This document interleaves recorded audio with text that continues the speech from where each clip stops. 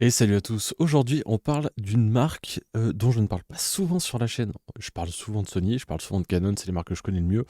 Il y en a une que j'utilise plus que l'autre et l'autre que je vanne plus que la première. Ça, c'est un peu l'ADN de la chaîne. Et une marque qui fait partie pour moi du top 3, qui est un peu mis à l'écart et dont on parle pas souvent, hormis pour les puristes de la photo. Et aujourd'hui, ils ont sorti un produit plutôt cool pour plein de raisons, à mon sens. Et du coup, on va en parler aujourd'hui. Aujourd'hui, on parle de Nikon et on parle du Nikon ZF. Alors, d'habitude, ce que je fais, c'est que je prends la vidéo et puis je réagis un petit peu aux specs et à ce qui se passe sur la vidéo de présentation. La vidéo de présentation du ZF est en soi très jolie, les images sont jolies, mais il n'y a rien par rapport au produit, très peu. C'est un peu du storytelling, de voilà, ce que tu es beau comme photographe et tout ça. Et du coup, ça donne pas spécialement envie pour vous de rester. Et ça donne pas spécialement envie pour moi de vous la montrer. Très honnêtement, si vous voulez aller voir sur le site de Nikon France, elle y est. Et ça va être très simple. On va prendre leur site internet, on va regarder le boîtier, on va regarder les différentes specs ensemble et je vais vous dire un petit peu ce que j'en pense. Alors, on passe sur leur site.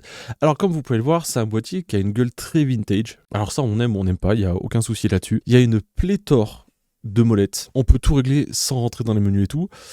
Comme dans beaucoup de boîtiers, parce que tout le monde dit waouh, c'est génial, il y a une molette pour tout faire. Moi, sur mon R5 aussi, sur mon R6 aussi. À l'époque, sur le 6D, j'avais que 2 molettes, donc il fallait que j'appuie sur un bouton, puis revenir sur une molette. Tout le monde se pignole un peu dessus, excusez-moi du terme. Bah, en fait, ça existe déjà. Le seul truc, c'est que tu as un look vintage et tout est sur le dessus.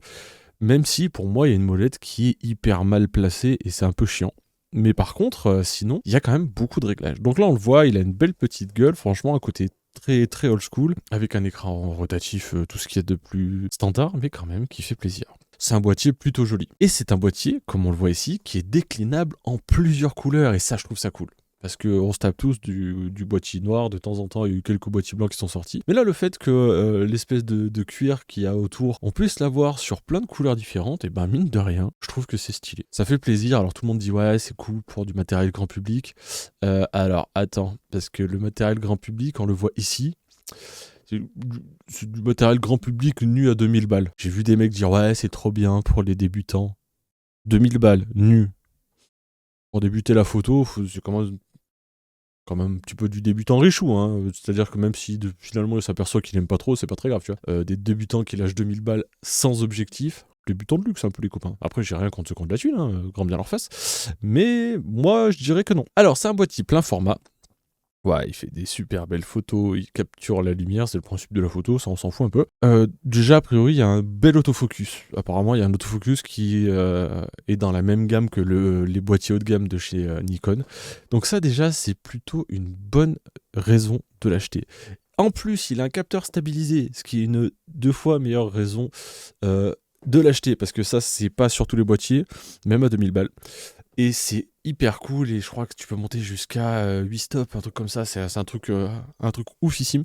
Donc apparemment, énorme stabilisation de capteur. Là, on va arriver sur ce qui m'intéresse. Moi, on peut faire du 4K 60. Ce qui reste honnête, c'est un minimum. Pour moi, c'est le minimum syndical. 4K 60, il me semble pas qu'il y ait forcément de crop. On peut faire du 4K 30 rééchantillonné sur du 6K, donc c'est-à-dire qu'il prend plus de données, il prend des données sur 6K et après il recrop sur du 4 et du coup on a une meilleure définition, une bien meilleure 4K. Ça c'est cool. On a du Full HD en 120 images par seconde, donc on commence à avoir de la slow-mo très intéressante. On a du 10 bits, du log. Alors le log de chez Nikon, honnêtement, je sais pas du tout ce que ça peut donner, mais il y a du log. Donc déjà pour ceux qui veulent faire de l'étalo, c'est cool. Et on a du 10 bits, donc on a une belle plage de couleurs, c'est hyper stylé. Ça, ce qui manque. Alors les copains de chez Canon, on a 2 heures d'enregistrement continu. Alors ça sert pas tout le temps, ça sert pas à tout le monde. Mais par exemple, moi récemment j'ai fait un concert et Canon, avec un Canon, t'as envie de mourir, hein. On va pas se le gâcher. Ça clip 30 minutes max, ça casse un peu, hein, ça casse un peu les couilles. Ou alors il y a des systèmes, il faut acheter des Ninja 5 Plus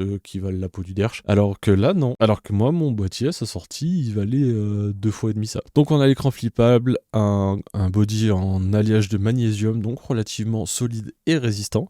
Apicalisé, ça c'est cool. On a l'œilleton, le fameux œilleton de chez Nikon qui est rond comme ça. Je sais pas ce que ça vaut. Honnêtement, j'ai jamais fait. Le bouton de déclenchement souple comme ça, je le trouve vraiment joli, un peu à l'ancienne. Et ça m'a surpris parce que qui fait ça? Qui fait ça? Donc on a un slot pour une carte SD normale et pour une micro. Pourquoi pas? En soi, pourquoi pas? Mais j'ai jamais vu un boîtier à ce prix-là mettre de la micro. Moi, j'en ai des tonnes vu que je fais du drone, donc pourquoi pas. En vrai, je préfère avoir un dual slot avec ça, comme ça au moins, même si je pars et que je me dis, oh merde, j'ai oublié mes SD, j'ai que mon truc de drone, je peux partir avec. Honnêtement, il vaut mieux avoir ça qu'une CF Express, même si ma CF Express a des taux de transfert bien meilleurs, mais c'est quand même plus simple pour le tout venant. Ça, c'est l'information qui sert à rien. Waouh, Smallrig nous a fait un grip. Comme presque tout le monde, les gars. Bon, il y a des trucs sur la com, tu sens qu'ils ont rien à dire, je trouve ça un peu dommage. Alors, du coup, on a des modes de partout. On a pas mal de molettes, donc on a le on-off, l'enregistrement, la compensation d'exposition. Ça doit être la vitesse d'obturation, les ISO, et il y a encore des molettes ici et là. Et franchement, en vrai, on est pas mal. Moi, il y a juste molette qui m'emmerde un peu. Parce que du coup, je shoot à main droite, et du coup, bah, pour venir changer, je trouve pas que ce soit hyper pratique pour s'adapter. Après, c'est un détail et c'est une habitude de travail, je pense. Ah, ça là, ici, tu vois là? Très bien. Ouais, on a un casque pour monitorer. Canon, prends-en de la graine, mon pote. Parce que ça giga casse les couilles. Donc, micro USB-C, j'imagine, et un micro et un casque. Donc ça, c'est stylé. L'écran flippable, une molette ici. Manquerait d'un petit joystick. Alors, l'architecture est très différente de ce que j'ai d'habitude, mais je trouve que tout est plus ou moins bien placé, bien isolé. Je vois pas de défaut majeur à ce boîtier, au fait. Il a une bonne gueule. Alors ouais, peut-être que il mettait peut-être l'info small rig parce que la poignée a l'air fine ici. Ça a pas l'air d'être une poignée de ouf. Mais ouais, du coup, l'ergonomie a pas l'air incroyable. Ça a l'air très flat, enfin très, très boîtier à l'ancienne. Et c'est peut-être pour ça qu'ils disaient, ouais, attention, nous, small rig, ils nous ont fait des surgrips. Donc là, on a fait le tour. Donc on est sur un boîtier à 2000 €, full frame, 25 mégapixels. Ça suffit. Honnêtement, après, plus tu vas monter, plus ça va être chiant pour la montée en ISO. C'est bien, c'est une belle définition avec le capteur stabilisé et tout. Du coup, tu peux vachement baisser ta vitesse d'obturation. Et ça, je trouve ça cool. J'avais pas remarqué, mais ici, là, il y a un petit indicateur pour dire sur quelle ouverture tu es. C'est un peu cool. En vrai, je trouve ça sympa. C'est vrai que moi, j'ai l'habitude du gros écran sur le R5. Mais je trouve ça cool. Et s'il y a ça que je vous ai pas montré aussi, c'est qu'ici, il y a un petit switch, donc photo, vidéo et black and white. Je m'en sers pas. Mais je sais que pour certains, ça peut être vachement sympa. Et du coup, bah ça y est, et mine de rien, on peut switcher de l'un à l'autre, juste avec un petit bouton, donc avec une sécurité, avec un petit bouton, et je trouve ça vraiment stylé. Donc en résumé, 2000 €, c'est pas du matériel débutant, c'est du bon matériel, je pense. Je pense que c'est une bonne machine, assez polyvalente en photo et en vidéo. 4K50, ça suffit, ça vient franchement concurrencer, je trouve, le R6. C'est plutôt une bonne nouvelle pour les utilisateurs de Nikon. En fait, je trouve qu'il y a tout ce qu'il faut. Là, t'as pas des budgets de fou à mettre dans des énormes caméras. Tu veux te saigner un peu, mais t'as pas 5000 € à mettre dans un boîtier nu. Pourquoi pas? Pourquoi pas? Du 10 bits, du 4K60, du Full HD 120. On est sur 24 mégapixels. Je trouve qu'il y a tout ce qu'il faut, capteur stabilisé, très important pour ceux qui filment à la main, et qui n'ont pas les moyens de s'acheter un stabilisateur tout de suite. Il y a des vraies choses à faire, même s'il y a des gens qui disent si tu travailles pas avec un stabilisateur, tu sais pas travailler. Ou peut-être que toi, tu sais pas travailler à la main, j'en sais rien. Mais en tout cas, ça marche bien. C'est sûr que tu feras pas des énormes travelling et des trucs comme ça, mais entre un trépied et les recs directement à main levée, il y a moyen de faire des trucs déjà très cool. Voilà. 2000 €, moi, si j'avais pas à changer de parc optique, par exemple, si j'étais déjà chez Nikon, ouais, je pense que je pourrais foncer très largement. Boîtier récent, petit, compact, une gueule old school. T'aimes ou t'aimes pas, moi je trouve le boîtier cool et je trouve que le fait de pouvoir choisir sa couleur de boîtier, c'est vraiment sympa. Et ben, franchement, je vais pas dire du mal de Nikon, voilà. Ils m'ont bien surpris. C'est la première fois que je parle de Nikon parce que c'est la première fois que j'ai vraiment un boîtier qui me surprend de fou, qui sort un petit peu de tout ça. On en entend moins parler, c'est vrai que Sony et Canon, on en entend parler H24 et Nikon moins. Et franchement, il y a quand même des belles surprises. J'ai Achille qui me parlait justement du haut de gamme de chez Nikon que je connaissais très mal, qui disait ouais, c'est quand même une belle dinguerie et ils ont fait des trucs vraiment très très cool. Donc à l'occasion, je serais curieux de mettre un petit peu la main sur cette marque et de voir un petit peu ce qui est possible de faire.